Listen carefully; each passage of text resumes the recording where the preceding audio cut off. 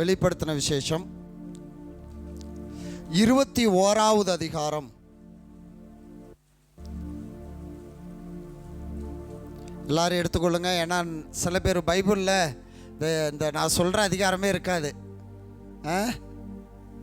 வெளிப்படுத்தின விசேஷம் 21வது அதிகாரத்தில் கடைசி வசனம், தீட்டுள்ளதும் அருவருப்பையும்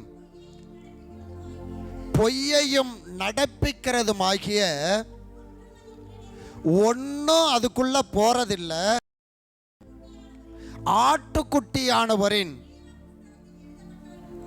ஜீவ புத்தகத்தில் எழுதப்பட்டவர்கள் மாத்திரம் அதில் பிரவேசிப்பார்கள். கண்களை மூடுவோம்.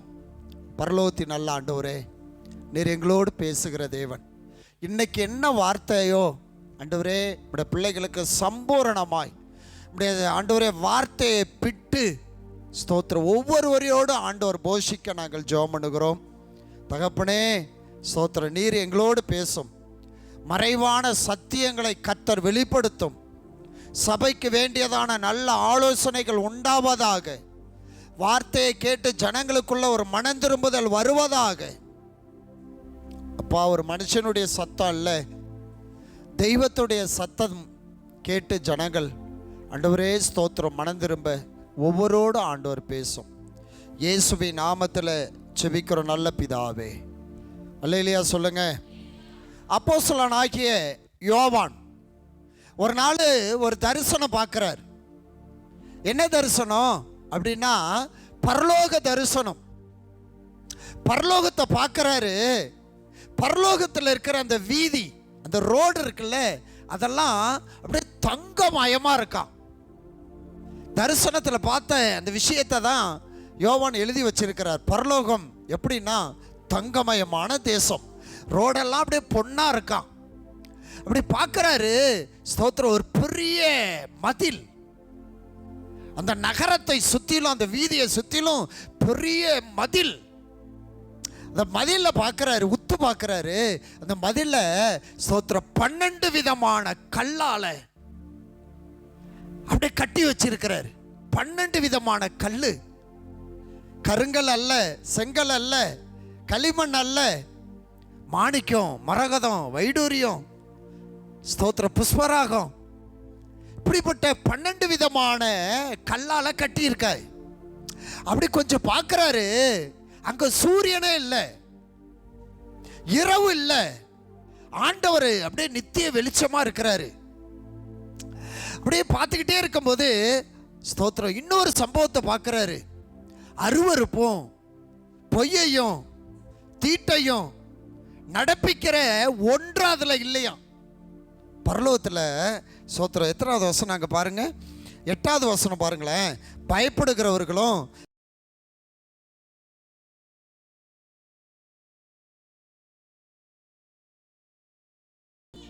விக்கிரக ஆராதனைக்காரரும்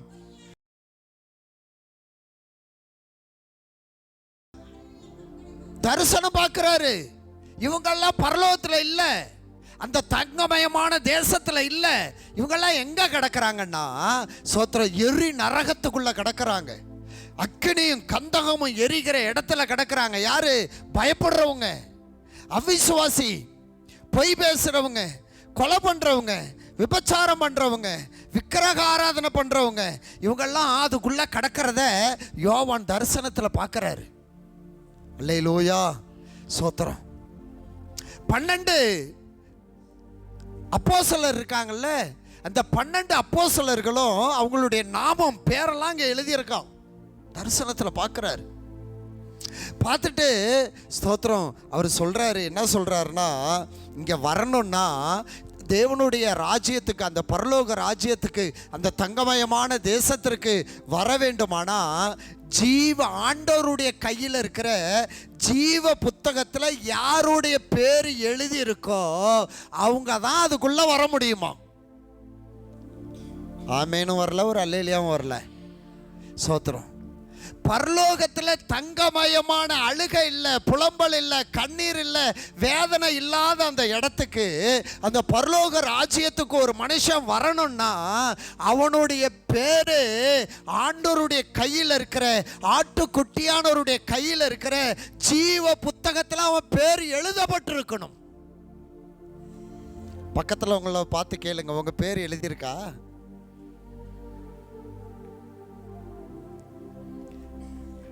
என்னம்மா சொன்னாங்க? எத்தனை பேர் எழுதியிருக்குன்னாங்க, எத்தனை பேர் எழுதலைன்னாங்க? தெரியலன்ட்டாங்களா? அல்லேலூயா. இப்போ நான் சொல்கிறேன், உன் பேர் அங்கே இருக்கா இல்லையான்னு இப்போ நான் சொல்கிறேன். கர்த்தருடைய வசனத்தில் சொல்கிறேன். யாருடைய பேரு கர்த்தருடைய கையில் இருக்கிற ஜீவ புத்தகத்தில் எழுதி இருக்குன்னு நான் சொல்கிறேன். அல்லேலூயா. சோத்திரம். இப்படி இருந்தா உங்க பேர் ஜீவ புத்தகத்தில் எழுதி இருக்கும். ஒரு அல்லேலூயா சொல்லுங்க. உங்க கையில் இருக்கல பைபிள், ஒரு சின்ன ஒரு ரிசர்ச், ஒரு சின்ன ஒரு ஆராய்ச்சி. உங்க கையில் இருக்கல பைபிள்.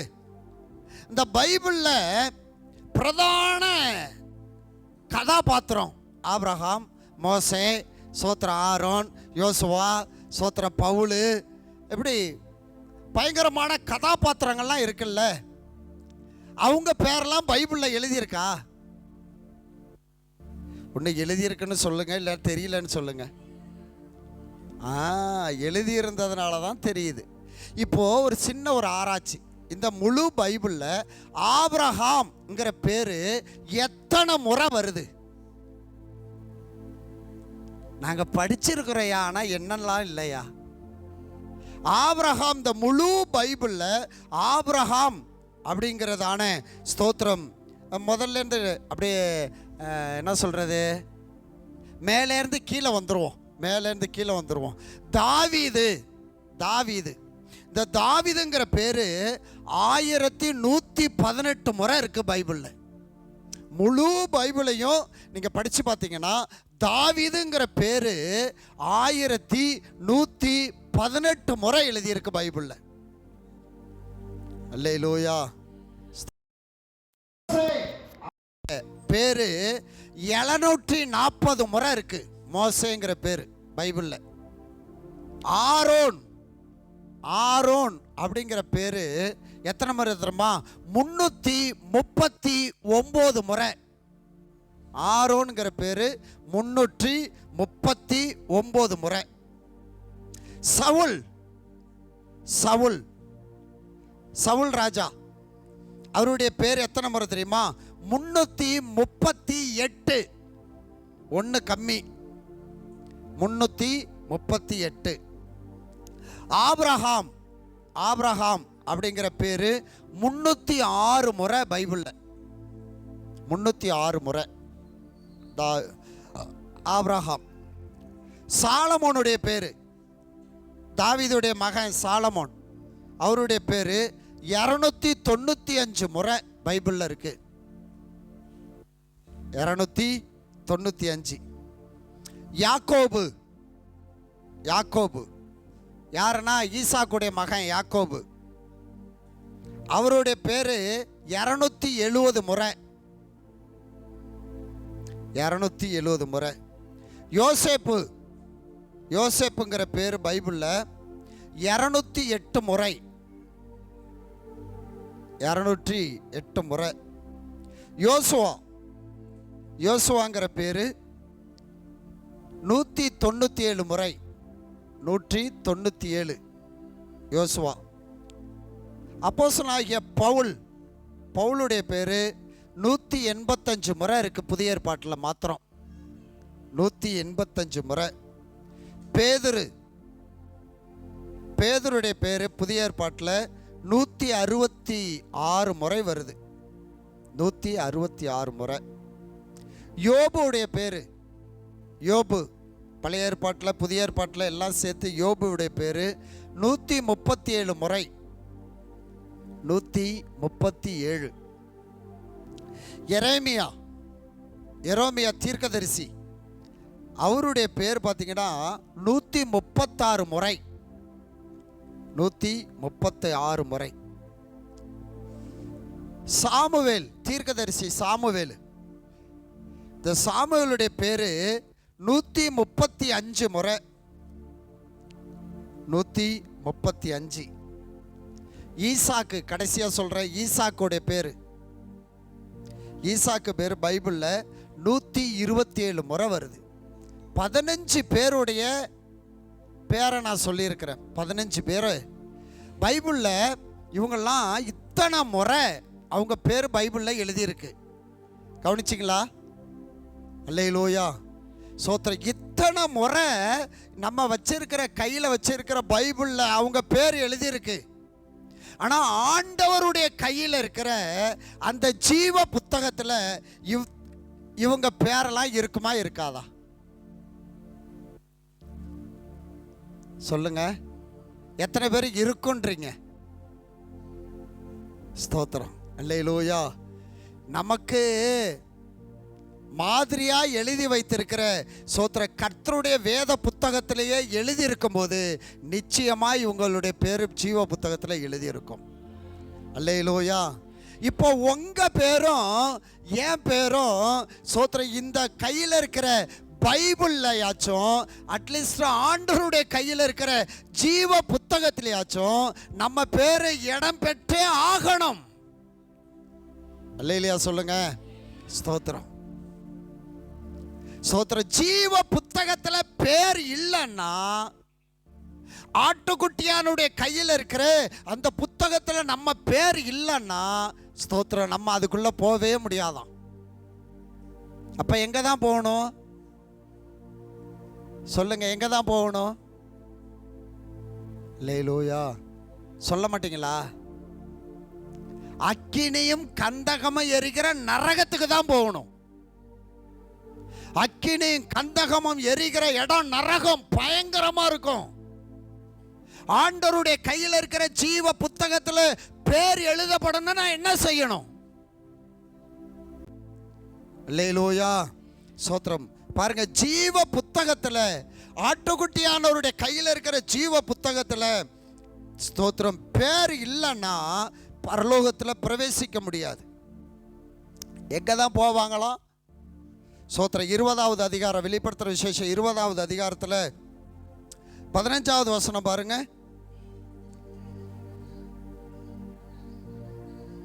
காணப்படாதவன் எவனோ அவன் அக்கினி கடல்ல தள்ளப்படுவான். ஜீவ புத்தகத்தில் இல்லைன்னா, பேர் இல்லைன்னா சோத்திரம் அக்கினி கடல்ல தள்ளப்படுவான். அப்போ நம்மளை சோதிச்சு பார்க்கணும். ரேஷன் கார்டில் நம்ம பேர் இருக்கு, ஆதார் கார்டில் சொல்லுங்க பேர் இருக்கு, ஓட்டர் ஐடியில் பேர் இருக்கு. இது உலகத்தில் இருக்க வேண்டியதில் நம்ம பேர் இருக்கணும். ஆனால் பரலோகத்துக்கு போக வேண்டுமானா ஜீவ புத்தகத்தில் உன் பேர் இருக்கணும். அல்லேலூயா. காலம் கடைசி காலம், கர்த்தருடைய வருகை சமீபம். அதனால தான் ஆண்டவர் இந்த நாளில் சோத்திரம் இப்படிப்பட்டதான செய்தியை கர்த்தர் சபைக்கு கொடுக்கிறார். அல்லேலூயா. சரி, யாருடைய பேரு ஜீவ புத்தகத்தில் எழுதப்பட்டிருக்கும்? 3 வசனம் தான் சொல்ல போறேன். யாருடைய பேரு ஜீவ புத்தகத்தில் எழுதப்பட்டிருக்கும்? சங்கீதத்தின் புத்தகம் 1வது காரியம், சங்கீதம் 69வது சங்கீதம் 69:28. ஜீவ புஸ்தகத்திலிருந்து உன் பேரு கிறுக்கப்பட்டு போவதாக நீதிமானுடைய பேரோடு அவர்களுடைய பேர் எழுதப்படாதிருப்பதாக. அப்ப ஜீவ புத்தகத்தில் யாருடைய பேர் எழுதப்பட்டிருக்கும்? சொல்லுங்க. சோத்திர பக்கத்தில் சத்தமா ஒரு அல்லேலூயா சொல்லுங்க. தூங்குறவங்களை தட்டி எழுப்பி விடுங்க. அல்லேலூயா. யாருடைய பேர் கிறுக்கப்படும்? யாருடைய பேர் எழுதப்படும்?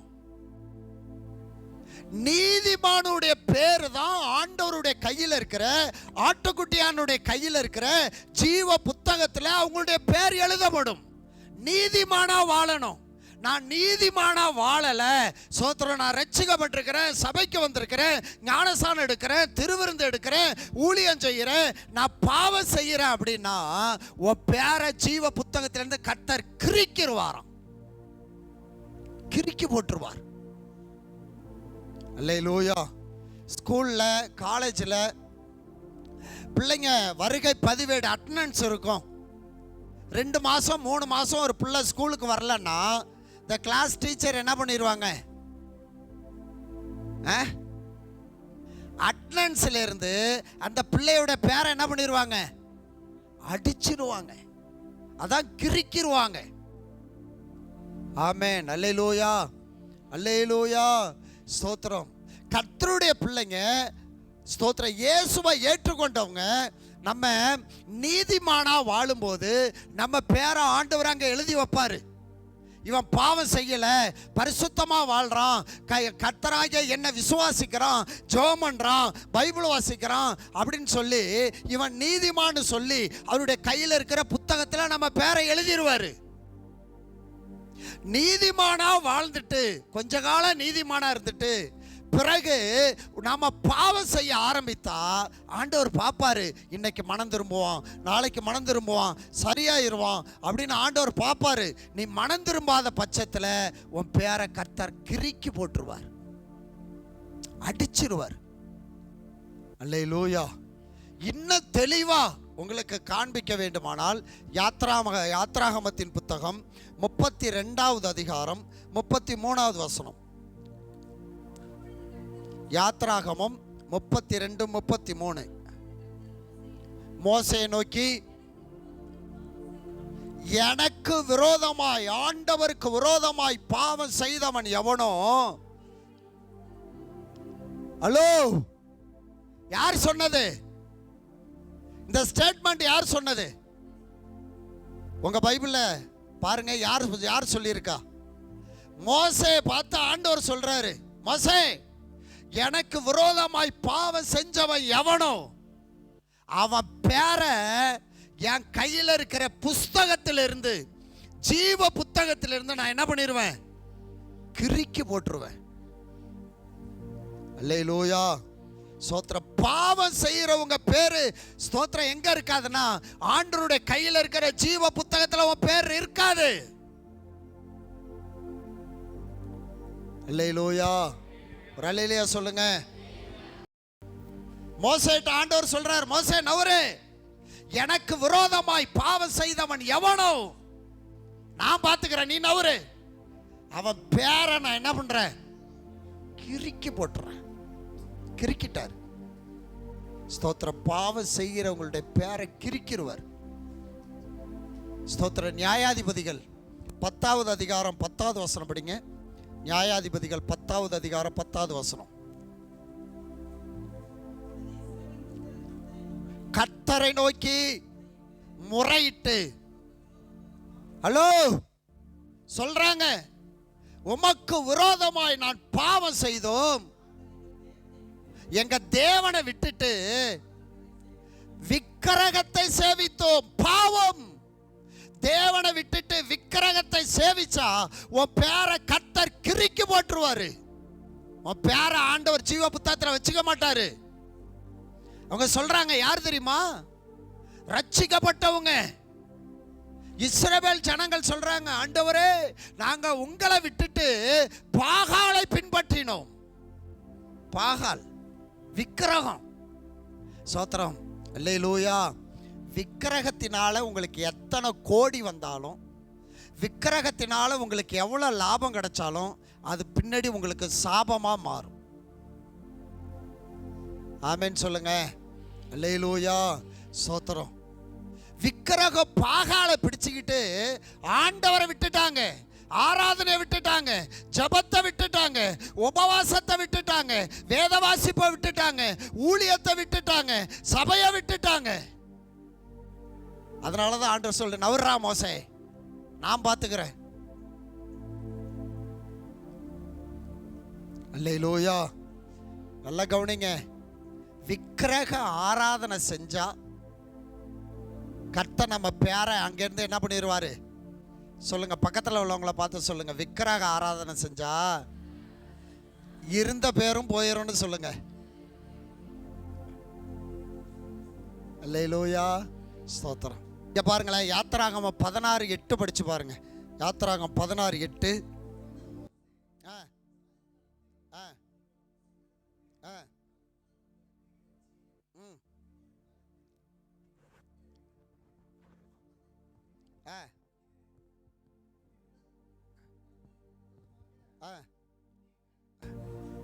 கர்த்தருக்கு விரோதமாய் முறுமுறுப்பது பாவம்.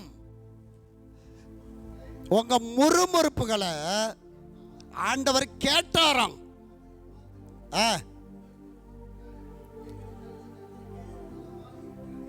நம்மளுடைய முறுமுறுப்பு யாருக்கு விரோதமா இருக்கான்? அப்போ கர்த்தருக்கு விரோதமா நம்ம முறுமுறுத்து விட்டு சோத்திர ஆண்டவருடைய கையில் இருக்கிற அந்த ஜீவ புத்தகத்தில் நம்ம பேர் இருக்குன்னு எப்படி எதிர்பார்க்க முடியும்? எப்படி இருக்கும்? அல்லேலூயா, சோத்திரம். கர்த்தருடைய கையில் இருக்கிற அந்த ஜீவ புத்தகத்தில் பேர் இருந்தாதான் பரலோகம் போக முடியும். ஜீவ புத்தகத்தில் பேர் இல்லை. ஏன் பேர் இல்லை? கர்த்தருக்கு விரோதமாய் முறுமுறுப்பு. மனுஷனுக்கு விரோதமாய் அல்ல, கர்த்தருக்கு விரோதமாய் முறுமுறுத்து இருக்கிறோம். அல்லேலூயா, அல்லேலூயா சொல்லுங்க, ஸ்தோத்திரம். அநியாயம் பண்ணி இருக்கிறோம். அநியாயம் செய்வது பாவம். இப்படி நிறைய வசனங்கள் சொல்ல முடியும். ஸ்தோத்திரம்.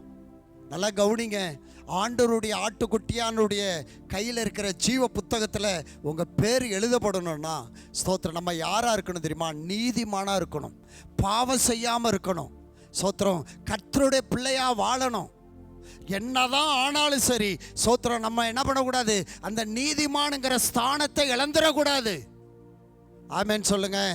அல்லேலூயா. எத்தனையோ மிஷனரிகள், எத்தனையோ ஊழியக்காரவங்க கஷ்டப்பட்டிருக்காங்க, சாப்பாட்டு கஷ்டப்பட்டிருக்காங்க. ஸ்தோத்திரம். எவ்வளோ அடி வாங்கியிருக்கிறாங்க. ஆனால் கர்த்தருடைய மனுஷன் நீதிமானுங்கிற அந்த ஸ்தானத்தை அவங்க என்ன பண்ணவே இல்லை, விடவே இல்லை.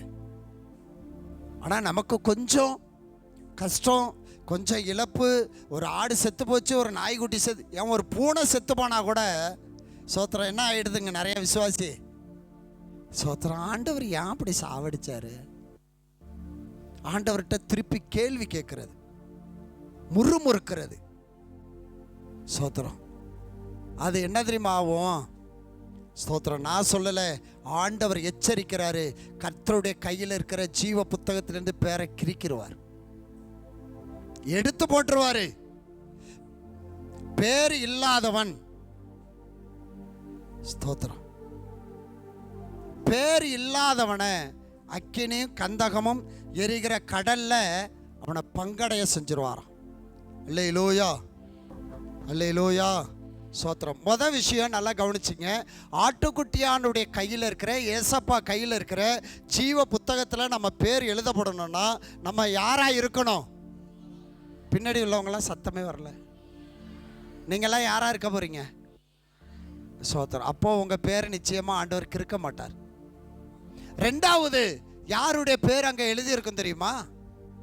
ஆண்டவருடைய கையில் இருக்கிற ஜீவ புத்தகத்தில் யாருடைய பேர் எழுதியிருக்குன்னா, பிலிப்பியரின் புத்தகம் 4வது அதிகாரம், புதிய ஏற்பாட்டில் பிலிப்பியர் 4வது அதிகாரம் 3வது வசனம். அன்றியும் என் உத்தம கூட்டாளியே, அவர்களுக்கு உதவியாக இருக்கும்படி உங்களை வேண்டிக் கொள்கிறேன்.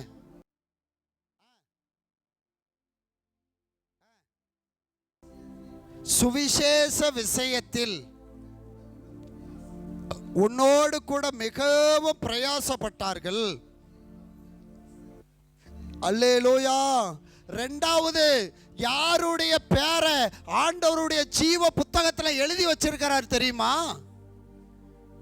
யாருடைய பேரு? முதல்ல நீதிமானுடைய பேரு. இயேசு கிறிஸ்துவை சொந்த இரட்சகராய் ஏற்றுக்கொண்டு ரட்சிக்கப்பட்டு ஞானஸ்நானம் எடுத்து திருவிருந்து எடுக்கிற நீ தான் நீதிமான். உன் பேரை தான் கர்த்தர் அங்க எழுதி வச்சிருக்கிறாரு. ரெண்டாவது யாருடைய பேர் தெரியுமா? ஸ்தோத்திரம். சுவிசேஷ ஊழியத்தை, ஸ்தோத்திரம், அங்கே எழுதியிருக்கு பாருங்க, அழகா எழுதியிருக்கு.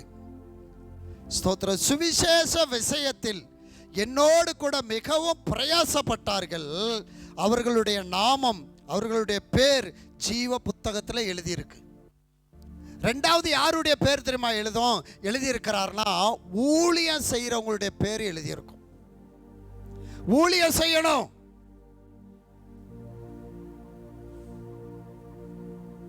ஆண்டவருக்கு ஊழியம் செய்யணும். ஊழியம் செய்யாம இருந்தா உன் பேரை கர்த்தர் எழுத மாட்டாரு. ஒருவேளை எழுதியிருந்தாலும் கர்த்தர் கிறுக்கிடுவாரு. எல்லாரும் ஆண்டவருக்கு ஊழியம் செய்ய வேண்டும் என்பது நம்ம மேல விழுந்த கடமை. ஸ்தோத்திரம். பவுல் சொல்றாரு, சுவிசேஷம் அறிவிப்பது என் மேல விழுந்த கடமை. அது பாஸ்டருடைய கடமை கிடையாது. சபைக்குள்ள ரட்சிக்கப்பட்டிருக்கிற, ஞானஸ்தானம் எடுத்திருக்கிற ஒவ்வொருத்தருடைய கடமை, அது வேலை. அல்லேலூயா, ஸ்தோத்திரம். லேவியராகமத்தில் எழுதியிருக்கு, ஒரு வசனம் இருக்கு, நீங்கள் சாகாதபடிக்கு 7 நாள் இரவும் பகலும் கர்த்தருடைய ஆலயத்தில் வேலையை செய்யணும்னு எழுதியிருக்கு. லேவியராகமத்தில் பாருங்க, எத்தனாவது வசனம்? உபவாச ஜபத்தில் கூட நாங்கள் அதை பார்த்தோம். லேவியராகமம் 8வது அதிகாரம் 35வது வசனம். படிங்க சார். நீங்கள் சாகாதபடிக்கு 7 நாள் இரவும் பகலும் ஆசரிப்பு கூடார வாசலிலிருந்து கர்த்தருடைய காவல், கர்த்தருடைய வேலையை செய்ய கடவீர்கள். இப்படி நான் கற்பிக்கப்பட்டேன் என்று சொல்லி ஸ்தோத்திரம் மோசே சொல்றார். நம்ம சாகாம இருக்க வேண்டுமானால், அக்கினி கடல்ல நம்ம ஆத்துமா செத்து போகாம இருக்க வேண்டுமானா, ஸ்தோத்திரம் ஆண்டவருடைய வேலையை, சுவிசேஷ வேலையை, ஸ்தோத்திர ஊழியத்தை செய்யணும். நீ ஊழியம் செய்யலன்னா உன் ஆத்துமா செத்து போயிடும். எவ்வளவு அழகா சொல்லியிருக்கு பார்த்தீங்களா? 7 நாளும் இரவும் பகலும் கர்த்தருடைய காவலை, கர்த்தருடைய வேலையை செய்யணும். சுவிசேஷம் சொல்லணும். அதுதான் நம்ம வேலை. அதான் நம்ம மேல விழுந்த கடமை. நம்ம எத்தனை பேர் ஊழியம் செய்கிறோம்? எத்தனை பேர் சுவிசேஷம் அறிவிக்கிறோம்? அல்லேலூயா. மைக்க பிடிக்கிறது மாத்திரம் ஊழியம் கிடையாது. ஸ்தோத்திரம். அழிந்து போகிற ஆத்துமாக்களை தேடி ஓடி சுவிசேஷம் அறிவிப்பது நம்ம மேல விழுந்த கடமை. சுவிசேஷ விஷயத்துல என்னோடு கூட மிகவும் பிரயாசப்பட்டார்கள். சபையில் இருக்கிற ஊழியக்காரர்களோடு சேர்ந்து யாரெல்லாம் சபைக்குள்ள ஊழியம் செய்கிறாங்களோ அவர்களுடைய பேரை தான் கர்த்தர் ஜீவ புத்தகத்தில் எழுதி வச்சிருப்பார். நான் சபைக்குள்ள எதுவும் செய்ய மாட்டேன், சபைக்கு எனக்கு எந்த சம்பந்தம் கிடையாது, ஸ்தோத்திரம் அப்படின்னா உன் பேர் சத்தியமா ஸ்தோத்திர ஜீவ புத்தகத்தில் இருக்கவே இருக்காது. அல்லேலூயா. சபை யாருடையது? கர்த்தருடைய சபை. நீ இதுல ஒரு வேலை செய்யறனா கர்த்தருக்கு செய்யற. ஊழியம் யாருடையது? ஸ்தோத்திரம். ரோமர் புத்தகம் 12வது அதிகாரம் 12வது வசனம் படிங்க. ரோமர் 12:12.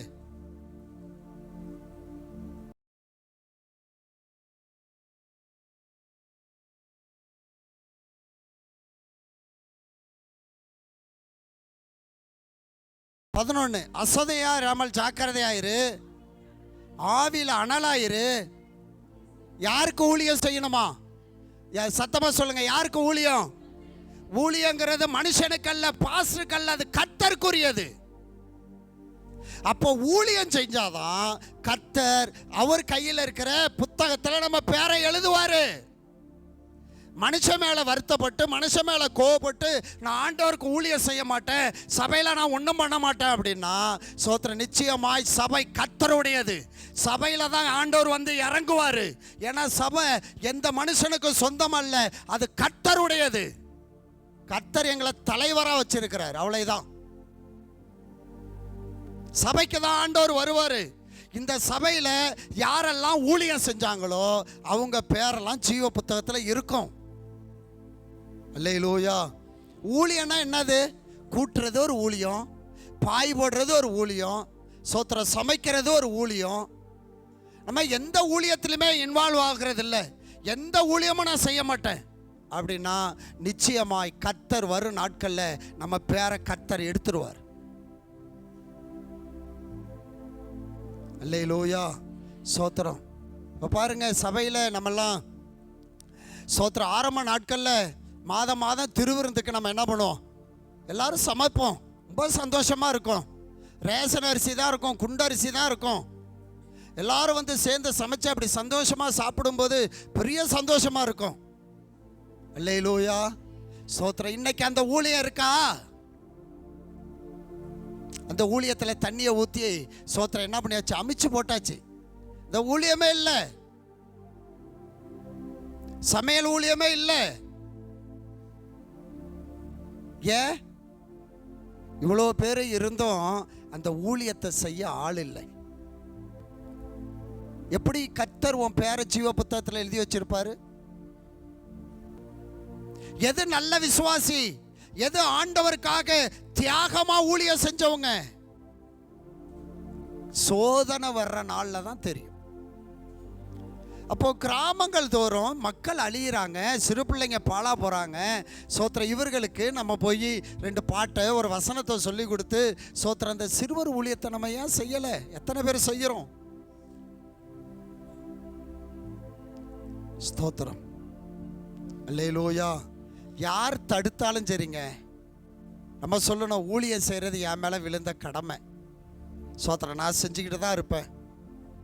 நான் போகிறேன், என் கிராமத்துக்கு நான் போகிறேன், என் தெருவுக்கு நான் போகிறேன், நான் போய் சுவிசேஷம் சொல்லிட்டு வரேன், நான் போய் சிறு ஊழியம் செஞ்சுட்டு வரேன். எந்த தியாகமும் எந்த அர்ப்பணிப்பும் எதுவுமே இல்லைன்னா நிச்சயமாய் கர்த்தர் அவர் வரும் நாட்களில் அவருடைய கையில் இருக்கிற ஜீவ புத்தகத்தில் நம்ம பேர் இருக்கவே இருக்காது. அல்லேலூயா. ஸ்தோத்திரம். இங்கே பாருங்க, ஒரு வசனம் பாருங்க. புதிய ஏற்பாட்டில் இயேசு சொல்கிற வசனத்தை பாருங்க. லூக்கா 10வது அதிகாரம், லூக்கா 10வது அதிகாரத்தில் 17லேருந்து 20 வரைக்கும் படிங்க. 70 பேரும் சந்தோஷமா ஊழியம் செஞ்சுட்டு சந்தோஷமா திரும்பி வந்து, ஆண்டவரே, ஊழியத்துக்கு போன இடத்துல பிசாசுகளும் எங்களுக்கு கீழ்ப்படுகிறது என்றார்கள்.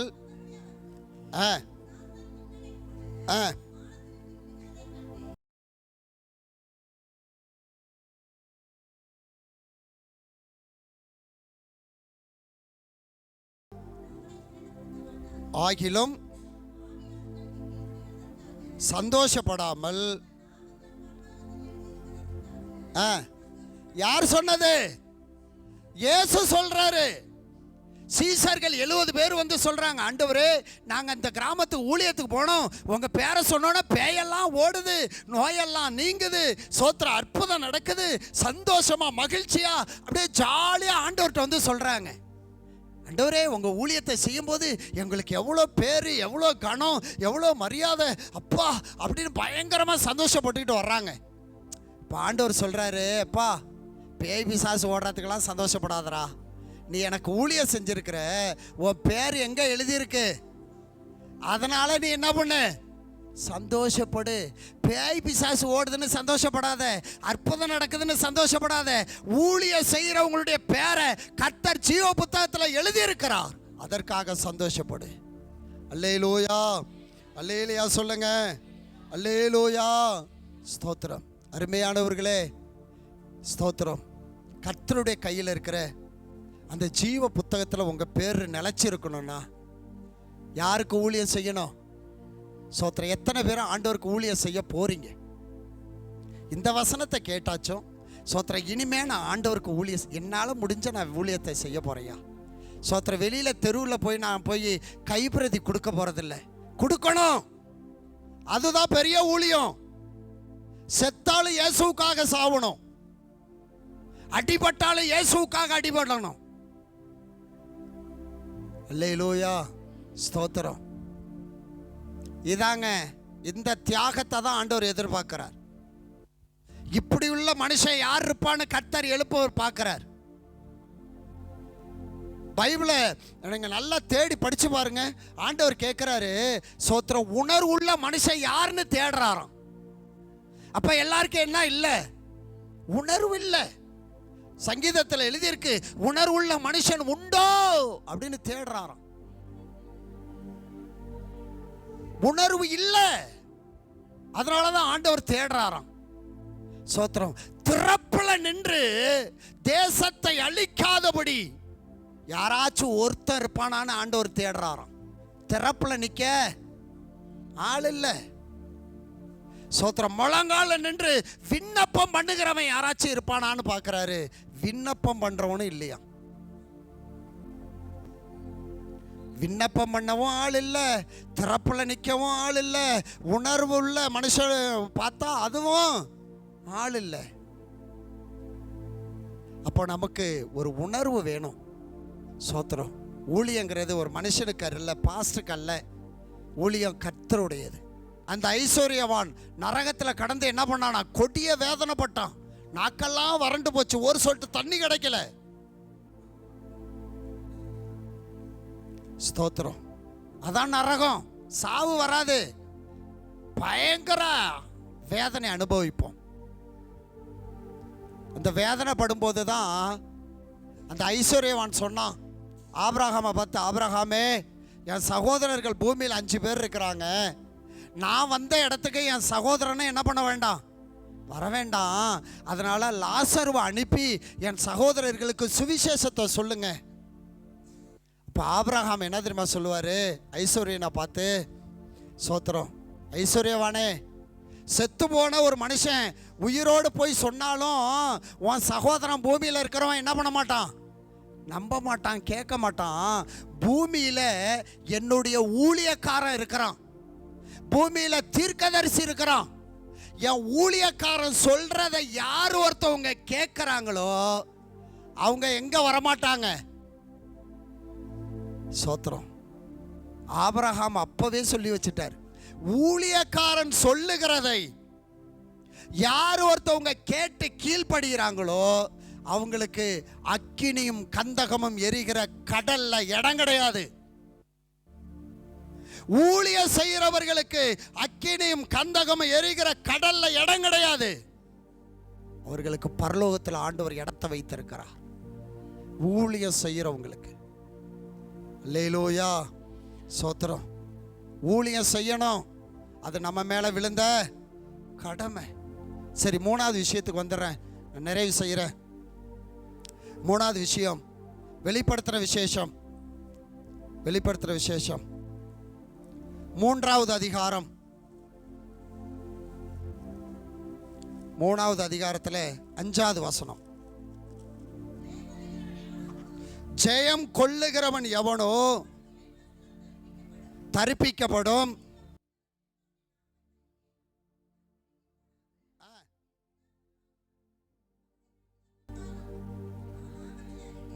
அல்லேலூயா, ஜீவ புத்தகத்திலிருந்து அவனுடைய நாமம். நாமம்னா என்னது சொல்லுங்க, சத்தமா சொல்லுங்க. பெயர். ஜீவ புத்தகத்தில் இருக்கிற பெயரை ஆண்டவர் கிறுக்கி போடாம இருக்கணும்னா அவன் ஜெயிச்சவனா இருக்கணுமா. ஜெயம் கொள்ளுகிறவன் எவனோ அவனுடைய பேரை ஜீவ புத்தகத்திலிருந்து நான் என்ன பண்ண மாட்டேன்? கிறுக்கி போட மாட்டேன். அப்ப ஜெயிக்கணும். சொல்லுங்க, பக்கத்தில் உள்ளவங்களை பார்த்து சொல்லுங்க, என்ன பண்ணணும்? சோத்திரம். சொல்ல மாட்டீங்களே. யாரை ஜெயிக்கணும்? பிசாசை ஜெயிக்கணும், பாவத்தை ஜெயிக்கணும், உலகத்தை ஜெயிக்கணும், சோத்திரம், எதிராளியை ஜெயிக்கணும். அல்லேலூயா. அப்ப ஜெயிச்சவங்களுக்கு தான் கிரீடம். ஓட்டப்பந்தயம் ஓடுறாங்க, எல்லாருக்கும் பரிசு கொடுக்குறாங்களா? யாருக்கு கொடுக்குறாங்க? ஜெயிச்சவனுக்கு தான் பரிசு. இந்த உலகம் ஒரு ஓட்டப்பந்தயம். இந்த உலகத்தில் வாழ்கிற நம்ம ஒவ்வொரு நாளும் நம்மளை நெருங்கி வருகிற எல்லாத்தையும் உதறி தள்ளிவிட்டு ஓடி யார் ஒருத்தவங்க ஜெயிக்கிறாங்களோ அவர்களுடைய பேரை தான் ஜீவ புத்தகத்தில் ஆண்டவர் எழுதி வச்சிருப்பார். அல்லேலூயா. சத்தமாக ஒரு அல்லேலூயா சொல்லுங்க. சோத்திரம். இன்னைக்கு நிறைய பேர் ஜெயிக்க வேண்டியதை தோத்துட்டாங்க. பிசாசிட்ட தோத்து போயிட்டாங்க, உலகத்தில் தோத்து போயிட்டாங்க, எதிராளிகிட்ட தோத்து போயிட்டாங்க. அல்லேலூயா. சோத்திரம். நம்ம தெருவில் போகிறோன்னு வச்சுங்களேன், நம்மளை பார்த்துட்டு நாய் என்ன பண்ணும்? துரத்தும். நாய் துரத்துதுன்னு நம்ம ஓடுனா அது என்ன பண்ணும் சொல்லுங்க? பின்னாடியே ஓடியாரும். ஆனால் நாய் துரத்துதுன்னு சொல்லி நம்ம அப்படி நின்று பாருங்க, நாயும் அது என்ன ஆயிரும்? அதனால தான் ஆண்டவர் சொன்னார், பிசாசுக்கு எதிர்த்து நில்லு, ஓடாத, எதிர்த்து நில்லு. அப்பொழுது அவன் உன்னை விட்டு என்ன பண்ணுவான்? ஓடி போவான். அல்லேலூயா, அல்லேலூயா சொல்லுங்க. சோத்திர. பிசாசும் அப்படிதான். எவனை விழுங்கலாம் என்று சொல்லி அது பதுங்கி பதுங்கி என்ன பண்ணிக்கிட்டு இருக்கான்? சுத்திக்கிட்டே இருக்கு, யார் மாட்டுவான், எப்போ முழுங்கலான்னு. இந்த பிசாசுக்கு தான் ஆண்டவர் சொல்றாரு, நீ எதிர்த்து நில்லு. உன் ஜீவ புத்தகத்தில் உன் பேர் எழுதியிருக்கும். ஜெயிக்கணும், பிரச்சனையை ஜெயிக்கணும், போராட்டத்தை ஜெயிக்கணும், எதிரிகளை ஜெயிக்கணும். தாவீதுக்கு ஸ்தோத்திரம் எத்தனையோ ராஜாக்கள் ஸ்தோத்திரம் யுத்தம் பண்ண வந்தாங்க, எல்லாத்திலும் எதிர்த்து நின்னான். ஸ்தோத்திரம். யோசுவா அமலேக்கியருக்கு முன்பாக எதிர்த்து நின்னான். ஜெயம். உலகத்தில் நமக்கு என்ன உண்டு? ஆனாலும் திடன் கொள்ளுங்கள், நான் உலகத்தை ஜெயித்தது போல நீங்க ஜெயிப்பீங்க. ஜெயிக்கணும்ல சோத்திரம். வாழ்க்கையில் சோத்திரம். பிரகாச, வாழ்க்கையில் என்ன உண்டு? ஐயா, எனக்கு இல்லாத போராட்டமா, எனக்கு இல்லாத உபாத்திரமா, ஆனால் நீங்கள் ஜெயிக்கணும்யா. சோத்திரம். அவர் ஜெயிச்சிருக்கிறார். இப்போ ஜெயிக்கிறவங்களுடைய பேரை தான் சோத்திரம் ஜீவ புத்தகத்தில் எழுதுவார்.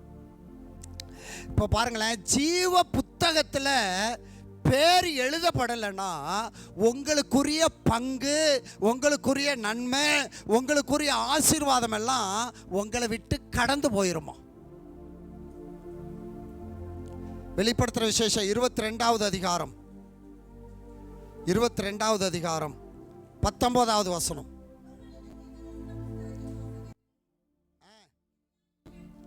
எதையாவது எடுத்து போட்டா ஜீவ புத்தகத்தில் இருந்தோ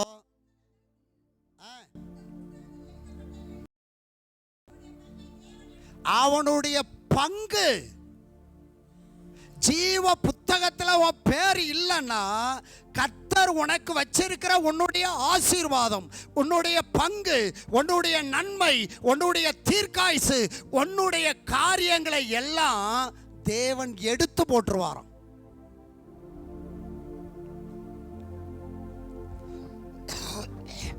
உங்களுடையது உங்களுக்கு ஒண்ணுமே கிடைக்காது. அதனால தான் சோத்திரம், உங்களுக்குரியதை நீங்கள் பற்றி கொள்ளுங்கள்னு எழுதியிருக்கு. இதே வெளிப்படுத்த விசேஷத்தில் தான் எழுதியிருக்கு, உங்களுக்குரியதை நீங்கள் என்ன பண்ணுங்க, பற்றி கொள்ளு. ஏசா இழந்து போயிட்டான், ஆதாம் அவனுக்குரிய ஏதேன் தோட்டத்தை இழந்து போயிட்டான், ஏசா அவனுக்குரிய சேஷ்டபுத்திர பாகத்தை இழந்து போயிட்டான். ஸ்தோத்திரம். சிம்சோன் தேவன் உண்டாக்கின கண்ணை அவன் இழந்து போயிட்டான். கர்த்தருடைய பிள்ளைகளே, இந்த பூமியில கர்த்தர் உங்களுக்கு வச்சிருக்கிற நன்மையை, ஆசீர்வாதத்தை, சுகத்தை சோத்திரம் இழந்து போகாம இருக்கணும்னா ஜீவ புத்தகத்தில் உங்க பேர் இருக்கணும். அப்ப ஜீவ புத்தகத்தில் பேர் இருக்குன்னா ஜெயிச்சவங்களா இருக்கணும். ஜெயிச்சவங்களுடைய பேர் தான் கிண்ண சாதனையில் வரும். நீ ஜெயிச்சாதான் ஆண்டவருடைய கையில் இருக்கிற புத்தகத்தில் உன் பேர் வரும். அல்லேலூயா. சோத்திர. பரலோகத்துக்கு போறது, பரலோகத்தை இடம் பிடிப்பது லேசான காரியம் கிடையாது. அது சோத்திர ஊசி ஓட்டை இருக்கு பார்த்தீங்களா, அந்த ஊசி ஓட்டையில நுழையிறதுக்கு சமானம். ஒட்டகம் நுழைஞ்சிருமா ஊசி காது உள்ளார, ஆனால் சபைக்குள்ள இருக்கிறவங்க நுழையிறது கஷ்டமா. அல்லேலூயா. அப்போ நம்ம ஜெயிக்கணும், உலகத்தை ஜெயிக்கணும். முதல்ல நீதிமானா இருக்கணும், ரெண்டாவது ஆண்டவருக்கு ஊழியம் செய்யணும், மூணாவது ஜெயிக்கிறவங்களா இருக்கணும். அப்படி இருந்தா நிச்சயமாய் கர்த்தர் அவர் வரும் நாளில் ஜீவ புத்தகத்தில் உன் பேரை பார்ப்பாரு. வா மகனே, வா மகளே, உனக்காக ஆயத்தம் பண்ணப்பட்டிருக்கிற அந்த ராஜ்யத்துக்குள்ள நீ என்ன பண்ணு, பிரவேசி. அங்கே போய் பார்த்தா தங்கமயமான ஒரு வீடு தக தக தக தகன்னு இருக்கும். அந்த வீட்டுக்குள்ள சோத்திர நித்திய காலமாக வாடகை இல்லாமல் சொந்த வீட்டில் நம்ம வாழலாம். ஆமேன்னு வரல, அல்லேலியா வரல, சோத்திரம். அப்போ எதில் உங்கள் பேர் இருக்கிறதுக்கு பிரயாசப்படணும்? நிறைய பேர் சோத்திரம், என் பேரில் இடம் இருக்கணும், என் பேரில் பத்திரம் இருக்கணும், என் பேரில் வீடு வாசம் இருக்கணும், என் பேரில் சொத்து சுகம் இருக்கணும், என் பேரில் அட்லீஸ்ட் பேங்க்ல ஒரு அக்கௌண்ட் ஆச்சும் சோத்திரம் பிரயாசப்படுறோம்ல. அப்போ நம்ம பேரு ஆண்டவருடைய கையில ஜீவ புத்தகத்தில் இருக்க நம்ம என்ன பண்ணணுமா? சொல்லுங்க சிஸ்டர். பிரயாசப்படணும். பிரயாசப்படணும் என்ன தெரியுமா பண்ணணும்? உழைக்கணும், கஷ்டப்படணும். அப்போதான் நம்ம பேர் ஆண்டவருடைய கையில் இருக்கிற ஜீவ புத்தகத்தில் எழுதப்படும். ஒன்று சொல்லுங்க, எப்போ எழுதுவாரு? நீ உலகத்தின் பாவங்களை வெறுத்து பரிசுத்தமாக வாழ்கிற நீதிமானுடைய பேர் அங்கே எழுதியிருக்கும். ரெண்டாவது சொல்ல மாட்டாங்க பார்த்தீங்களா? சோத்திரம். ஊழியம் செய்யணும், கர்த்தருக்கு ஊழியம் செய்யணும். இருக்கிற சபைக்கு முதல்ல ஊழியம் செய்யணும். சபைக்கு ஊழியம் செய்யாமல் நீ எங்கே போய் ஊழியம் செஞ்சாலும் அது அட்டூழியம். இருக்கிற வீட்டுக்கு, இருக்கிற இடத்துல, திங்கிற வீட்டில், வாழ்கிற வீட்டுக்கு முதல்ல வேலை செய்யணும். அல்லேலூயா, அல்லேலூயா சொல்லுங்க. சோத்திரம். சுவிசேஷம் சொல்லுங்க, வேலை செய்யுங்க. மூணாவது விஷயம், ஜெயிச்சவங்களா இருக்கணும்.